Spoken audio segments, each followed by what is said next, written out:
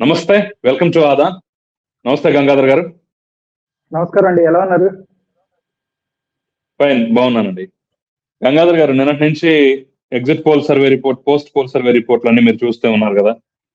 మీ విశ్లేషణ ఏంటి? ఎందుకంటే మేము కూడా దాదాపుగా 131 స్థానాలు కూటమికి వచ్చే అవకాశం ఉన్నట్లుగైతే మా సొంత సర్వే రిపోర్ట్ ను కూడా మేము అందించాం, పోస్ట్ పోల్ సర్వే. సో ఇక్కడ ప్రధానంగా వినిపిస్తున్నటువంటి అంశం ఏంటంటే, సరే ఎన్ని వస్తున్నా ఏం మాట్లాడుకుంటున్నా, ఆరామస్థాన్ సర్వే చుట్టూ ఇప్పుడు మొత్తం తిరుగుతోంది. ఆరామస్థాన్ ఆయన కూటమికి వ్యతిరేకంగా ఇచ్చాడని చెప్పేసి సరే కొంతమంది తెలుగుదేశం జనసేన కార్యకర్తలు కొంత బెంగ పెట్టుకున్న పరిస్థితి అయితే, ఇండియా టుడే మై యాక్సిస్ ఆ రకంగా ఇచ్చారు, వన్ సైడ్ గా కూటమికి అని చెప్పేసి వైసీపీ కార్యకర్తలు బెంగ పెట్టుకున్న పరిస్థితి మనకు కనిపిస్తోంది.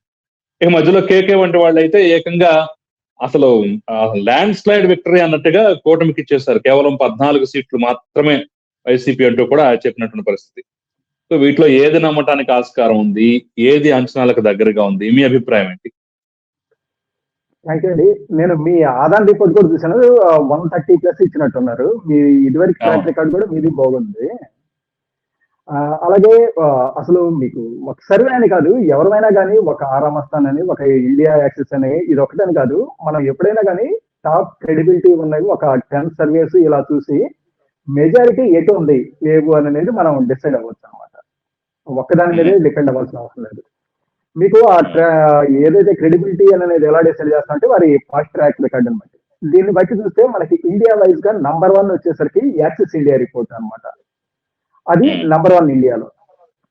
అలాగే అది వచ్చేసరికి తెలుగుదేశం కూటమికి 21 నుంచి 23 ఇచ్చారు ఎంపీ సీట్లు, 25కి 21 నుంచి 23. అలాగే ఆ నెక్స్ట్ వచ్చేసరికి సి ఓటర్, అది కూడా తెలుగుదేశం కూటమికే ఇచ్చారు. అలాగే ఇండియా టీవీ, అది కూడా తెలుగుదేశం కూటమికే ఇచ్చారు. అలాగే టుడేస్ చాణక్య అనమాట, దాన్ని కూడా మనం యాక్సిస్ ఇండియా తర్వాత అంత క్రెడిబిలిటీ ఉన్న సర్వే కింద చెప్పుకోవచ్చు. కాకపోతే అది ఆంధ్రప్రదేశ్ మేటర్లో 1-2 సార్లు ఫెయిల్ అయింది.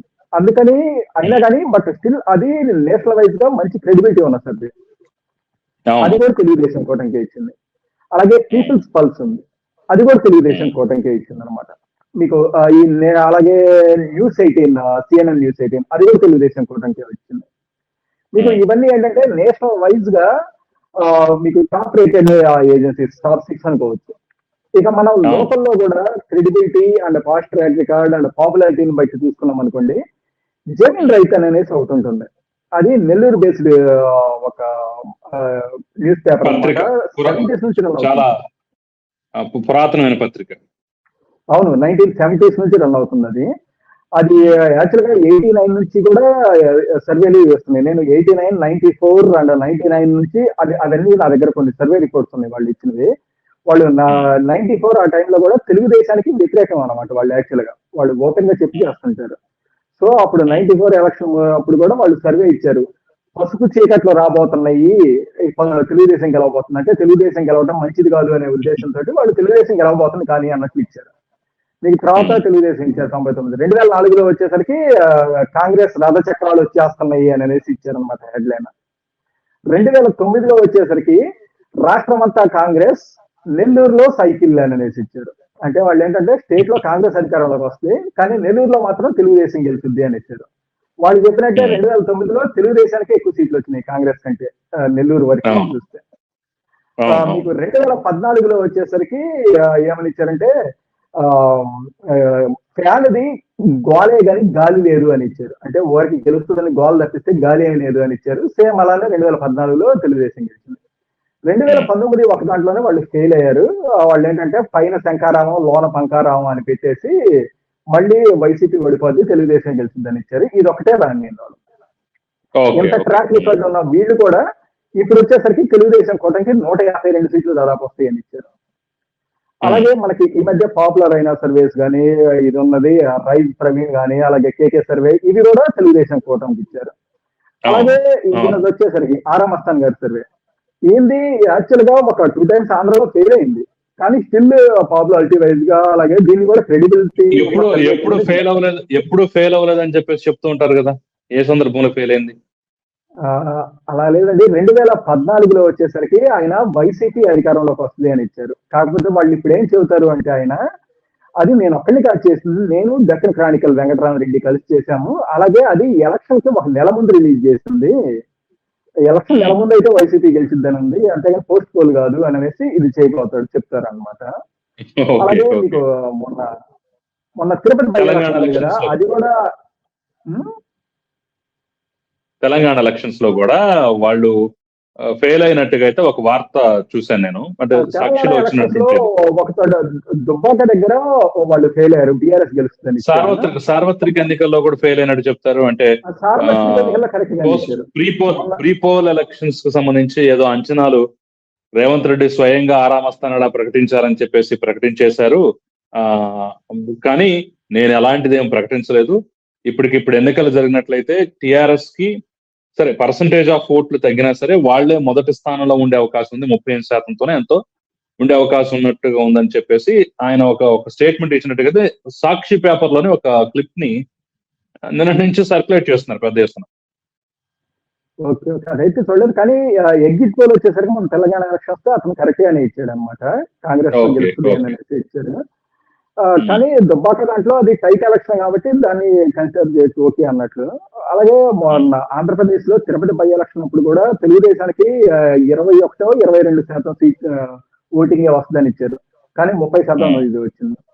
బట్ ఇవన్నీ తీసుకున్నా కానీ పాపులారిటీ వైజ్ కానీ క్రెడిబిలిటీ వైజ్ దాన్ని కూడా జనాలు ఎక్కువగా విశ్వసిస్తారు, ఆయన మీద కూడా నమ్మకం ఉంది జనాలు. సో ఆయన ఒక సర్వే వచ్చేసరికి వైసీపీకి అని అనేసి ఇచ్చారు.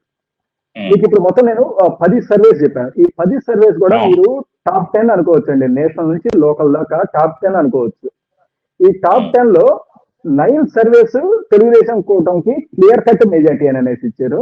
ఒక ఆరామస్థాన్ గారి ఒక్కరిదే వైసీపీకి అని అనేసి ఇచ్చారు. ఇప్పుడు ఈ దీని గురించే ఆరోపణలు కానీ లేకపోతే అనుమానాలు ఇది అని అనేసి చెప్తా ఉన్నారు. దీని గురించే ఆయన్ని అడిగితే ఆయన ఏమంటున్నాడంటే, యాక్సిస్ ఇండియాలో మోస్ట్ క్రెడిబిలిటీ ఉన్న ఏజెన్సీ, అది నంబర్ 1, అది నేను ఒప్పుకుంటాను. కాకపోతే వాళ్ళు నేషనల్ వైజ్ గా చేసేటప్పుడు 500 ఎంపీలు దాదాపు శాంపిల్ తీయాల్సి ఉంటుంది. అందులో ఒక్కొక్క ఎంపీకి 200-250 అంతకు మించి తీయలేరు. కాబట్టి లోకల్ దాంట్లోకి వచ్చేసరికి వాళ్ళది ఫెయిల్ అయ్యే అవకాశాలు ఎక్కువ ఉంటాయి, నా దానికే ఎక్కువ విశ్వసనీయత ఉంటది అన్నట్లు ఆయన చెప్పారనమాట. ఓకే, ఈ సమాధానం లాజికల్ గా ఉంది అసలు. ఇంకొక మాట కూడా నేను విన్నాను, ఆయన చెప్పినట్టుగా విన్నాను, నేను చూడలేదు కానీ విన్నాను. వాళ్ళు జాతీయ స్థాయి సంస్థలు ఏవైనా సరే ఎంపీల వరకు చేస్తారు. వాళ్ళు చేసేటప్పుడు కూడా మీకు మీ ఎంపీ ఎవరు కావాలి అనేటటువంటి యాంగిల్ అడుగుతారు తప్ప కింద అడగరు. బట్ మేము లోకల్ సంస్థలు కాబట్టి మేము ఎమ్మెల్యే స్థాయిలో మీకు సీఎం గా ఎవరు కావాలని చెప్పేసి అడుగుతాము అనేటటువంటి లాజిక్ ఏదో ఆయన చెప్పినట్టుగా అక్కడ తేడా వస్తుంది. ఎంపీ దగ్గర ఒక రకంగా, ఎమ్మెల్యే దగ్గర ఒక రకంగా అభిప్రాయాలు ఉంటాయి కాబట్టి అక్కడ తేడా వస్తుంది అని చెప్పేసి అయితే ఏదో ఒక లాజిక్ చెప్పినట్టుగా అయితే నేను విన్నాను. అవునవును, ఆయన చెప్పారు, అది కరెక్టే. కానీ మీరు చూస్తే వారిది మరి ప్రతిసారి ఎందుకు యాక్యురేట్ గా కరెక్ట్ గా ఎందుకు వస్తుంది? ఫెయిల్ అవ్వట్లేదు కదా, ప్రతిసారి సక్సెస్ వస్తుంది. సో ఆయన చెప్పిన దాన్ని కూడా ఒకటి కన్సిడర్ చేద్దాం, ఆరామస్థాన్ గారు చెప్పిన దాన్ని కూడా. మీకు సేమ్ లాజిక్ వచ్చేసరికి 2019లో లగడపేట రాజగోపాల్ గారు చెప్పాను. మీకు 2019లో కూడా చూస్తే యాక్సిస్ ఇండియా వచ్చేసరికి వైసీపీకి ఫుల్ మెజారిటీ అనేసి ఇచ్చింది, 130 సీట్లు పైన అనేసి ఇచ్చారు. కానీ లగడపేట రాజగోపాల్ గారు వచ్చేసరికి తెలుగుదేశానికి అనేసి ఇచ్చారనమాట. అప్పుడు అడిగితే ఆయన కూడా సేమ్ ఇదే చెప్పారనమాట. మీకు అది axis India national wise number 1, కాకపోతే వాళ్ళు శాంపిల్స్ ఇక్కడ తక్కువ చేస్తారు, అలాగే వాళ్ళు ఎంపీ వైజ్ గా చేస్తూ ఉంటారు. కాబట్టి మా దాంతో కంపేర్ చేస్తే వాళ్ళది దానికే ఫెయిల్ అయ్యే అవకాశాలు ఎక్కువ ఉంటాయి అని చెప్పాడు. అలాగే ఆయన అదొక్కటే చెప్పి ఆపలేదు, ఆయన సపోర్టింగ్ గా ఇంకోటి కూడా చెప్పాడు. ఏంటంటే అంతకుముందు 2018 ఆ టైంలో కర్ణాటక ఎలక్షన్స్ జరిగినాయి. కర్ణాటక ఎలక్షన్స్ లో లగడపేట రాజగోపాల్ గారు ఇచ్చిన సర్వే కరెక్ట్ అయింది, యాక్సిస్ మై ఇండియాది ఫస్ట్ టైం ఫెయిల్ అయింది. సో ఆ సపోర్టింగ్ డాక్యుమెంట్స్ ఇది చూపించి, ఓకే మన కర్ణాటకలో వాళ్ళకంటే మేము బెటర్ గా పెర్ఫార్మ్ చేసాం మా సర్వే, అండ్ ఆల్సో ఇది వచ్చేసరికి నేషనల్ వైజ్ గా ఇది వేస్తుంటారు కాబట్టి మా దానికే ఎక్కువ క్రెడిబిలిటీ ఉండే అవకాశం ఉంటుంది అని అనేసి లగడపాటి గారు చెప్పారు. సేమ్ ఇప్పుడు ఈయన ఇదే చెబుతున్నాడు అనమాట. ఏంటి, అక్కడ తక్కువ శాంపిల్స్ చేస్తుంటారు. కానీ 2019లో రిజల్ట్ ఏమైందో తెలిసిందే కదా, యాక్సిస్ మై ఇండియా చెప్పిందే వచ్చింది అనమాట. అలాగే ఎందుకు వీళ్ళకి అంత యాక్యురేట్ గా ఇది వస్తుంది అని అనేసి అంటే వీళ్ళు చెప్పిన లాజిక్స్ కరెక్టే, కానీ యాక్సిస్ మైండ్ కానీ వీళ్ళ సీ వాటర్ కానీ వీళ్ళు ఏం చేస్తారంటే ఈ ఎలక్షన్స్ టైంలో తీసుకునే శాంపిల్ కాదు, వాళ్ళు ప్రతి ఇయర్ ఏదో ఒక దాని మీద ఇది సర్వేలెన్స్ జరుపుతూనే ఉంటారు. మీకు ఒక పాలసీ మీటర్లో అని, లేదంటే ఒక స్కీమ్ మీటర్లో అని కానీ, ఇలా ఏదో ఒక టైంలో ఏదో ఒక శాంపిల్స్ తీసుకుంటూనే ఉంటారు. ఆ పాస్ట్ డేటా అంతా ఉంటుంది, వాటన్నిటికీ కలిపి ఈ మెథడ్స్ అన్ని అప్లై చేసి తీసుకోవడం వల్లే వాళ్ళకి యాక్యురేట్ గా వస్తుంది అనమాట. మిగతా వాళ్ళకి అందరికీ అంత యాక్యురేట్ గా ఎందుకు రావట్లేదు అనేటంటే ఎలక్షన్ టైంలో మాత్రమే తీసుకున్నప్పుడు కొన్ని రకాల ఎమోషన్స్ అప్లై చేయలేము. అదే మీరు పాస్ట్ డేటాని పాస్ట్ నుంచి ప్రతిసారి ఇయర్ లో ఒకసారి అని అక్కడ ఇక్కడ తీసుకుంటున్నప్పుడు ఎమోషన్స్ కూడా వస్తాయి అనమాట సైంటిఫిక్ మెథడ్. సో అందుకని వాళ్ళది అంత యాక్యురేట్ గా ఇది వస్తుంది అనమాట. సో ఇది ఒకటి చెప్పుకోవచ్చు. అలాగే టాప్ 10 సర్వేలన్నీ కూడా దీనికి వస్తున్నాయి, తెలుగుదేశం కూటమికి. మీకు మళ్ళీ సర్వే గురించి ఏం చెప్తారు? కేకే సర్వే గురించి ఏం చెప్తారు మీరు? ఓకే, కేకే సర్వే వచ్చేసరికి ఆయన ఇప్పటిదాకా ఒక సర్వేనే ఇచ్చారు 2019లో. ఆయన 2019లో 135 దాటిపోతాయి అని అనేసి క్లియర్ గా ఇచ్చారు. ఆ రోజు అది కరెక్ట్ అయింది. ఆ తర్వాత ఇంకా ఆయన ఏ సర్వే ఇచ్చినట్టు మనం చూడలేదు. ఇప్పుడు సర్వే వచ్చేసరికి తెలుగుదేశం కూటమికి 161 సీట్లు అని అనేసి ఇచ్చారు. సో ఆయనది అది ఒకటే ఉంది, ఇది సెకండ్ టైం కాబట్టి చూడాలి. అండ్ కాకపోతే మీకు ఏంటంటే జమీన్ వాస్తవానికి దగ్గరగా అనిపిస్తుందా చెప్పలేదు. ఇప్పుడు ఏంటంటే చాలా ఇప్పుడు మీకు చూడండి అన్ని ఏజెన్సీస్ కూడా 130-135 రేంజ్ లో ఇస్తున్నాయి. మీకు ఏంటంటే నేషనల్ సర్వీస్ కానీ ఇవన్నీ ఏంటంటే బెనిఫిట్ ఆఫ్ డౌట్స్ ఒక సేఫ్ బెట్ లో వెళ్తుంటారు, ఒక 10 సీట్స్ అటు ఇటుగా. మనం ఎగ్జాక్ట్ గన్ షాట్ ఒకే పాయింట్ మీద ఇవ్వాలి అని నేను అన్నట్లు చేయరు. ఎందుకంటే ఏదైనా అటు ఇటు అయితే తమ క్రెడిబిలిటీ ఇది అని అనేసి చూసుకుంటా అన్ని చూసుకుంటా ఇది చేస్తారు. ఇతనేంటి సెకండ్ టైం. సో మనము బ్యారియర్ అనేది అది దాటేద్దాం, అది దాటేసి సింగిల్ పాయింట్ ఇచ్చేసి క్లిక్ అయితే మనము సెన్సేషన్ అయిపోతాం. సో ఆటోమేటిక్ గా ఒక 20 సార్లు నుంచి సర్వేలు చేస్తున్న వాళ్ళకి ఎంత ఫేమ్ వస్తుందో ఒక్కసారిగా నాకు అంత ఫేమ్ వస్తుంది అనే ఒక రిస్క్ రివార్డ్ అనే దాంట్లో తీసుకొని ఈయన చేశారు. మీకు మిగతా వాళ్ళు అయితే అంత రిస్క్ తీసుకోలేరు. సో మిగతా వాళ్ళు 130-135 చేస్తున్నారు, ఈయనంటే 161 ఇచ్చారు అనమాట. మీకు ఒక లాజిక్ ఏంటంటే ఆయన చూస్తుంది కానీ మిగతా వాళ్ళు ఎవరైనా మనం అనుకునేది 135 రేంజ్ ఆ రేంజ్ వెళ్తున్నప్పుడు మిగతా చోట్ల ఎక్కడైతే టైట్ ఫైట్లు ఇవన్నీ అనుకుంటున్నాయి కదా, చిన్న చిన్న మధ్య అసలు నిలబడి కొట్టేసుకుంటే వెళ్ళిపోతాయి అసలు. సేమ్ మొన్న జగన్మోహన్ రెడ్డి గారికి కూడా అదే జరిగింది కదా, 135 అనుకుంది, ఆ మెజార్టీలను కొట్టేసుకుంటే 151 జరిగింది. సో అది ఒకటి. సో దాంతో పాటు మనం మిగతా 10 సర్వేలు కంపేర్ చేసుకున్నా కానీ ఇటే ఇస్తున్నారు. ఇక్కడ కొంచెం సబ్జెక్ట్ నుంచి కొంచెం పక్కకి వెళ్ళైనా సరే ఒక విషయాన్ని ప్రస్తావిద్దాం అనుకుంటున్నాను నేను. ఇప్పుడు జగన్మోహన్ రెడ్డి ఆయనకి వ్యవస్థల సహకారంతో అంటే అప్రజాతమైనటువంటి విజయం వస్తుందనేటటువంటి అంశంలో ఒక 15 సీట్లలో తెలుగుదేశం పార్టీ కొంత ముందంజలో ఉన్న, అంటే తక్కువ ఓట్లతోటి గెలుపుకు దగ్గరగా ఉన్న తరుణంలో కూడా అంటే మన సెంట్రల్ చూసాం, బోండా ఉమ ఆయన జస్ట్ ఒక 12 ఓట్లతోటి 26 ఓట్లతోటి ఓడిపోయిన పరిస్థితి మనం చూసాం కదా.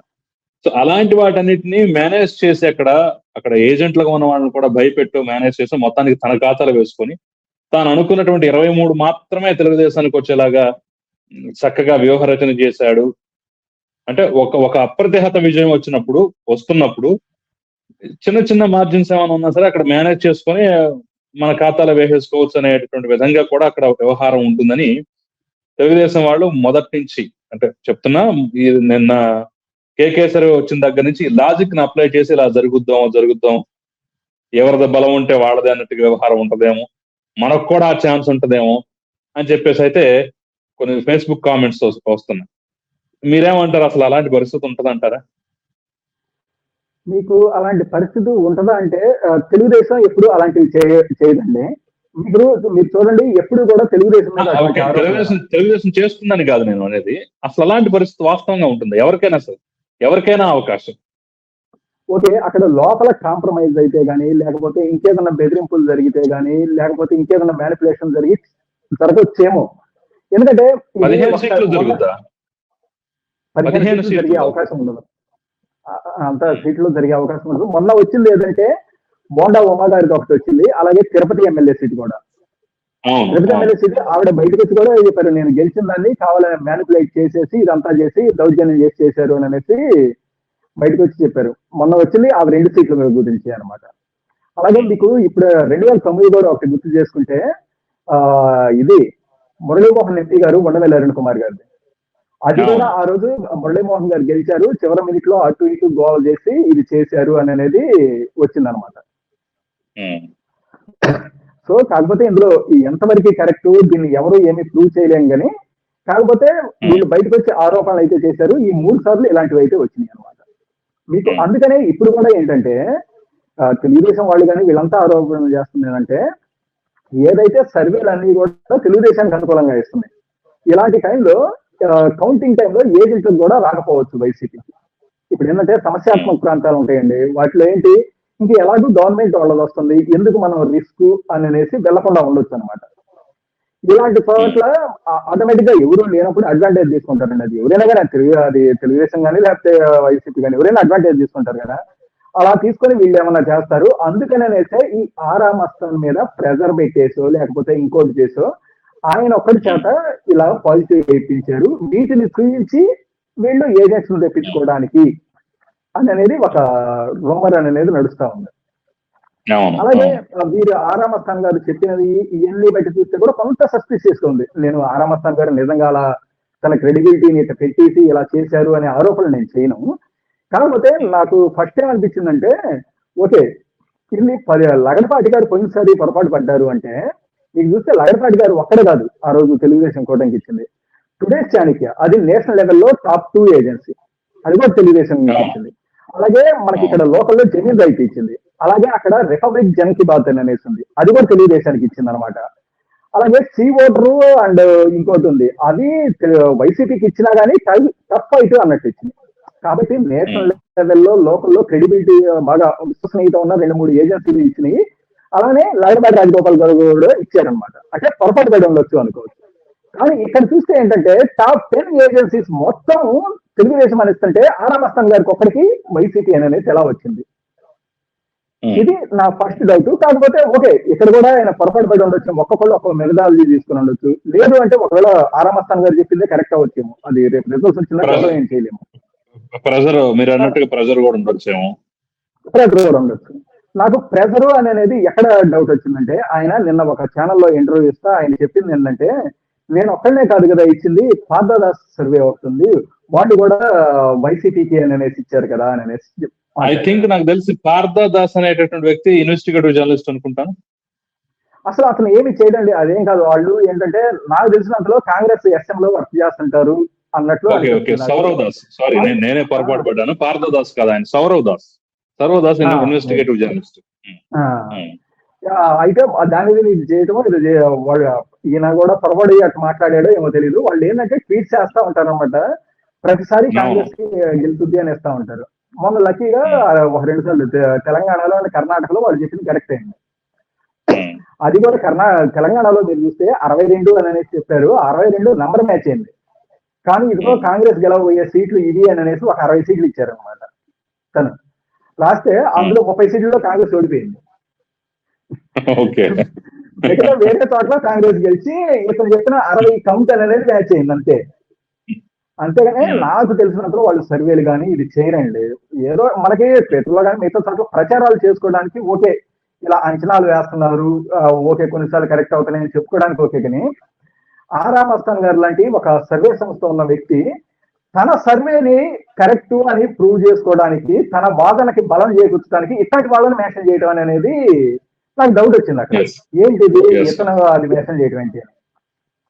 మీకు ఈరోజు సాక్షి పేపర్ చూసినా కానీ సాక్షి పేపర్ లో కూడా ఈ రోజు ఇదిగోండి వైసీపీకి ఇచ్చిన సర్వేలు అని అనేసి ఇతని పేరు కూడా మెన్షన్ చేశారు, పార్థదాస్.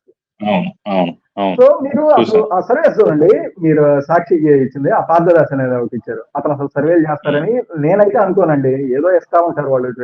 మనం వినడం ఒక ఆరామస్థాన్ తప్ప మనం ఇంతవరకు విన్నటువంటి పేర్లు పెద్దగా లేవు, అన్ని వినని పేర్లే ఉన్నాయి.